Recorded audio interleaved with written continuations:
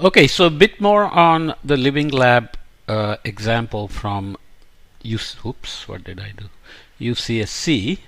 Oops, bringing up a cursor often tends to change the slide. Anyway, let's not go into this. An example of a campus as a Living Lab network at UCSC. Note that the size of each node is proportional to the number of connections within the network diagram. This is a typical network diagram. Unfortunately, the quality of the figure in the book itself is quite poor. So you see that it is a network, even though this one stands off alone here. This is on STEM Diversity Center and maximizing across to research centers, which is run as a special program. Diversity, equity, inclusiveness, etc. are now parts of the requirements, less like corporations have ESG requirements, environmental, social, and governance kind of reporting.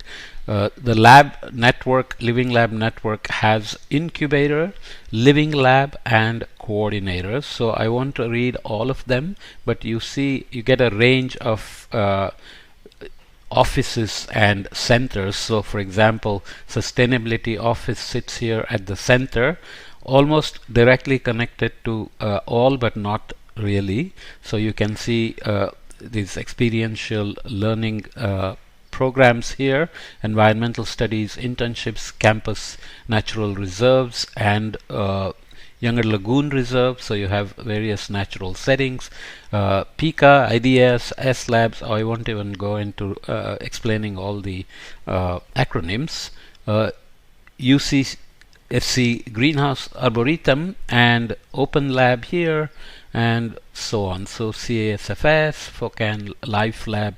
So these are incubators here, People of Color Sustainability Collective. So they are given a way to explore there, and they connect here to Centro, which is a coordinator that manages it, and Provost Sustainability Internship, which is an incubator, and there is a ENVS courses incubator here as well. So this is a coordinator.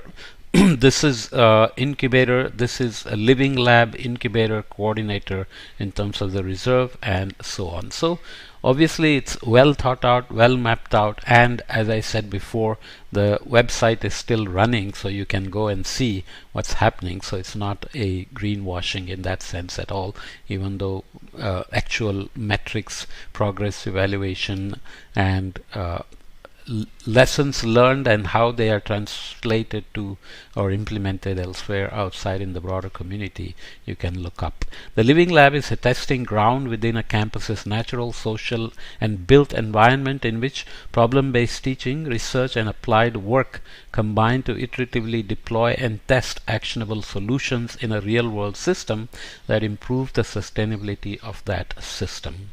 Sustainability is the driving outcome required here for the Living Lab and the network. The incubators are on-campus programs offering formalized training and support to students, to student teams for sustainability-related learning, training, and relevant activities, projects, and collaborations that cross the traditional boundaries of disciplines, sectors, and/or geographies. Support may be in the form of courses, mentorship, space, facilities, marker spaces, equipment, etc. used during the project prototyping phase for potential deployment in the Living Labs. A lot of words, but you know exactly what it means, right? The coordinators are the information brokers and agents who identify, communicate, and facilitate collaboration among faculty, staff, external stakeholders, and students to help solve sustainability challenges on campus and within the local community, bringing interested parties together. These actors help to integrate and coordinate problem-based teaching, research, and applied work within the Living Labs. So you expect that there are data being collected, there are surveys, there are ways people can provide feedback, and there are interactions between all the stakeholders, students, faculty, staff, administration, and so on. And the coordinating office here, sustainability office, is tracking and monitoring and evaluating everything and making sure that the system is headed in the way that it is expected to go in delivering delivering a sustainable campus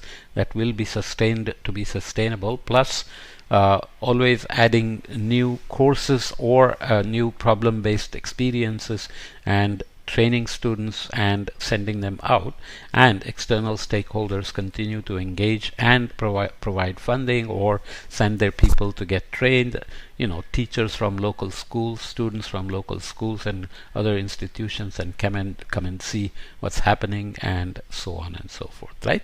So we have identified three primary entities that constitute a campus living lab network, defined in more detail below. While collaboration and cooperation with the living labs themselves, usually run by non-academic faculties or facilities or staff, are clearly important to the model, they are one of the three equally necessary players. Incubators, which may be courses, marker spaces, or something else entirely, provide student teams training and project workspace for prototyping solutions that will ultimately be deployed in one or many of the campus living labs. On the other hand, coordinators bring these interested parties together, serving almost as a marker space that brokers projects, teams, individual learners, clients, faculty and staff, and external stakeholders, I would add. Note that an individual program may assume more than one role. So we can see here that network, there is no single role. So even though this is an incubator, it's connected to various living lab and coordinators. Of course, everything has to be connected to the coordinator directly or indirectly. So here the living lab is a testing ground for within a campus's natural, social and built environment in which problem-based teaching, research and applied work combine to iteratively deploy and test actionable solutions in a real-world system that improve the sustainability of that system. So campus, especially one that is big enough with tens of thousands of students and has staff, faculty on top with visitors and so on, is a mesocosm of the world with natural human interactions and action theaters where multiple repetitive interactions happen every day between teachers and students and facilities, administrators, faculty, students, and so on and so forth, right? So in this context, the distribution of sustainability related experiential learning programs at UCSC, we are just adding a few more details here to the previous rendition of this same figure. Here it is identified by survey results. Each blue ovoid is sized with respect to the number of programs per type or modality. Note that relatively few learning opportunities available within the gap of the spectrum. So think of this as the spectrum going from theory to practice or praxis, and going from reductionism to holism and systems. So here you have dealing with simplified versions of the real world, and at this end you are really in the full-blown real world kind of situation. So you have hands-on learning, inquiry-based learning. 18 is the number of programs and modality in this range. Project-based learning 10, problem-based learning 4, entrepreneurial-minded learning 3, and internships 26. You have to go and see why these numbers drop off in this direction. Internships are easy to create and offer. I keep moving. I hope I'm not going out of the frame, but anyway, this is something that is not fixed. So this is from one time period. This will keep changing, especially the number of interns. Skills needed before entering the program. I won't go through all of them. So facilitators, here percentage of respondents on how they perceived these things, and participants. So safety protocol, project feasibility and evaluation, which is very important in my mind, problem framing, discipline specific skills and technical skills, these have nothing in them. Systems thinking, self-directed and self-initiated learning. Maybe I should read all of them off because it's a nice range of skills needed before entering the program, and how the facilitators and the participants perceive it. And there are places where you can see that work independently facilitators think of it the percentage of respondents jumps, whereas participants is small. Critical analytical thinking is also much larger in terms of respondents from facilitators. Depends on, they think you need the skill before coming in, but participants may not think that's an important thing. So, interpret it carefully. So, systems thinking, self-directed or self-initiated learning, facilitators really think that's important, so most of them participate, many of them participate, almost 40%. Research methods, market research and analysis here, respondents are all participants. Financial planning and budgeting, design, iteration and prototyping, data collection, management, analysis, very critical one, critical and analytical thinking. So here facilitators respond more. Work independently, facilitators dominate here with almost 65%. Time management, both of them agree. Problem solving, project management, as participants are somehow more aware of this. Organizational skills, leadership, interpersonal, documentation, communication, and collaboration. These things are not very intuitive to everybody. Leadership, sometimes there may be a grassroots evolution of a leader once the team is formed based on the skills and interpersonal abilities. And there may be others who take over documentation and communication and so on and so forth. So in a team, when it works best, there are always going to be free riders if it's a very big team. But if it's a small enough team, then organically you can have a leader and coordinator emerging within the group, a documentation expert and communication expert emerging, and so on. So maybe I'll wrap this up here with conclusions. What are we to do to fill the gap? There are many details that I skipped on this long chapter.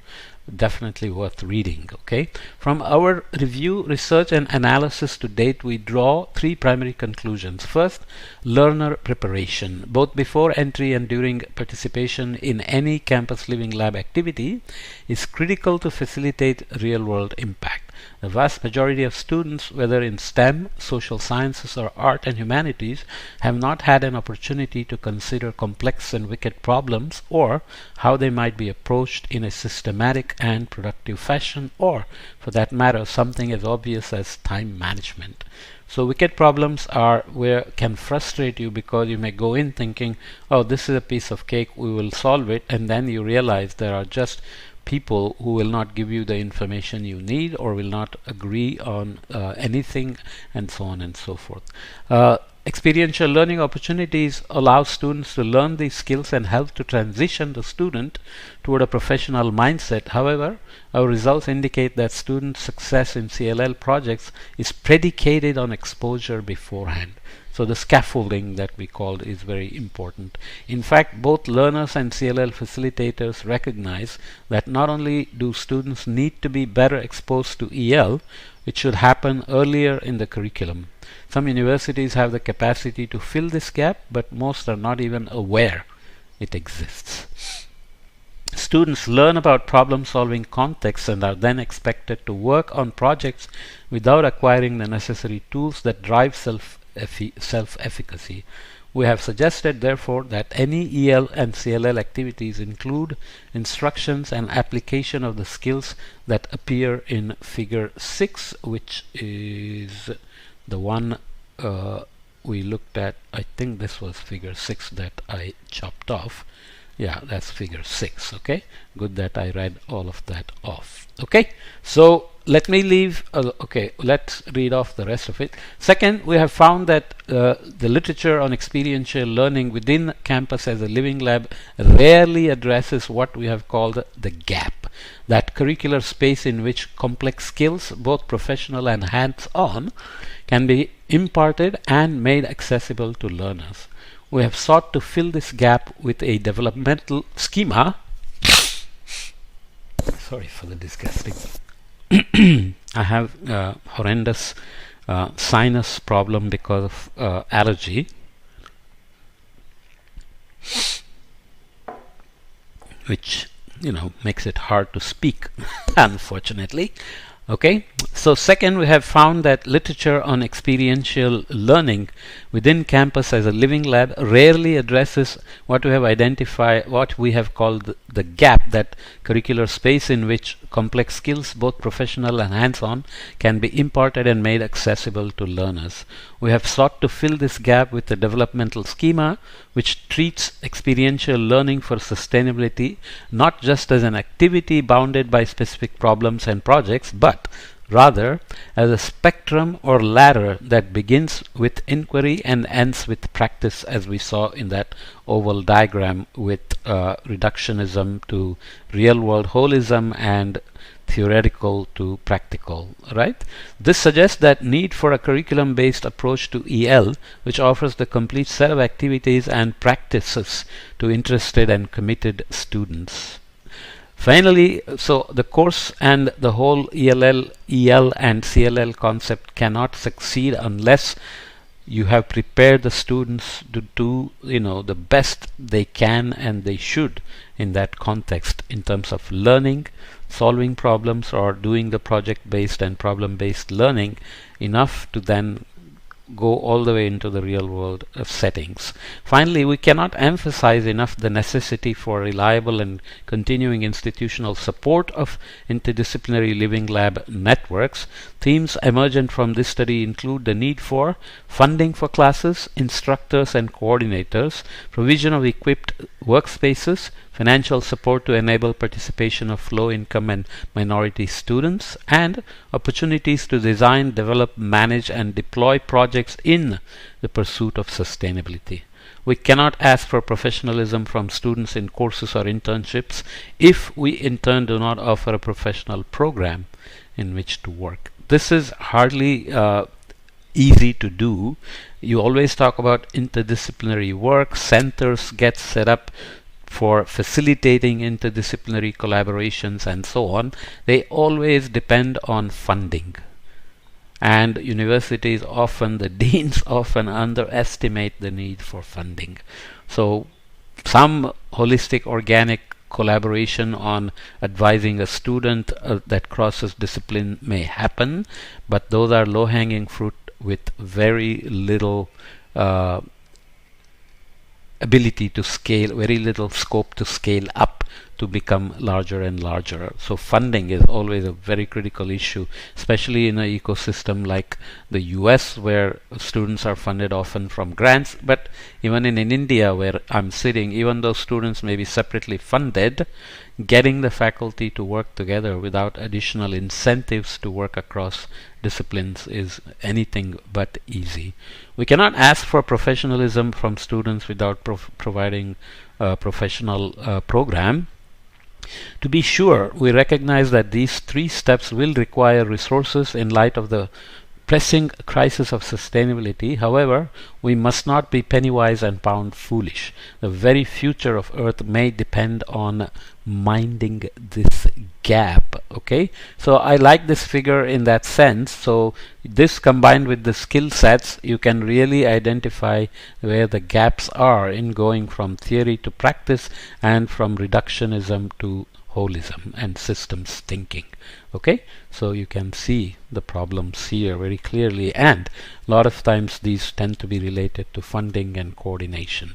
So with that, we conclude this chapter. I love this chapter, so I hope you can read the whole thing and follow up on the details, and on the website all the details that are going on over time being tracked, reported, documented, and examples of success and failure and so on. Okay.